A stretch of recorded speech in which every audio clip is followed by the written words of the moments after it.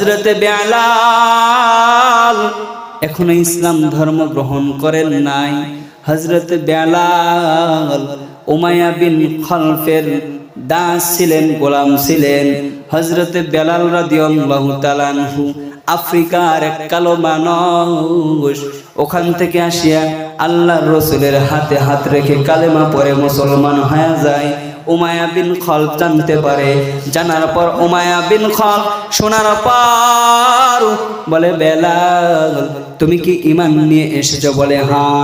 বলে ঈমান ছেড়ে বেলাল চোখের পানি ফেলা কান্না করে, আমি আফ্রিকার জঙ্গলে ছিলাম, আমি একজন কালো মানুষ, আমাকে কেউ চিনতো না, আমি মুহাম্মাদের হাতে কালেমা পড়ে মুসলমান হয়ে গেছি, আমি কখনো ঈমান ছাড়তে পারবো না।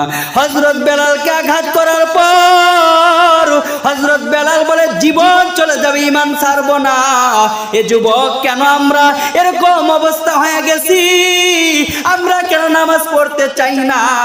আমার রাসূলকে হরিণী চিনলো, আমার রাসূলকে বেলালে চিনলো। যুবক, তুমি কেন চিনলা না? আমার রাসূলের জীবনে কি পড়ো নাই? আমার রাসূল যখন সাফা পাহাড়ে দাঁড়াইয়া যখন দাওয়াত দিয়েছিল, রে মুসলমান, আমার আপনার রাসূলকে বলেছিল, তাব্বান লাকা লিহাযা জামাতানা, মুহাম্মদ তুমি ধ্বংস হয়ে যাও, তোমার এই আরবের জমিনে থাকার প্রয়োজন নাই।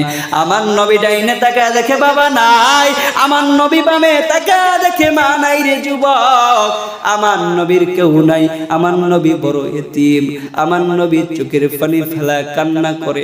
আরবের মানুষ, তোমরা তো আমাকে চিনলা না। আমার নবী যখন হিজরত করে মদিনায় চলে যায়, আমার নবী বারবার পিছন ফিরে তাকায় আর চোখের পানি ফেলে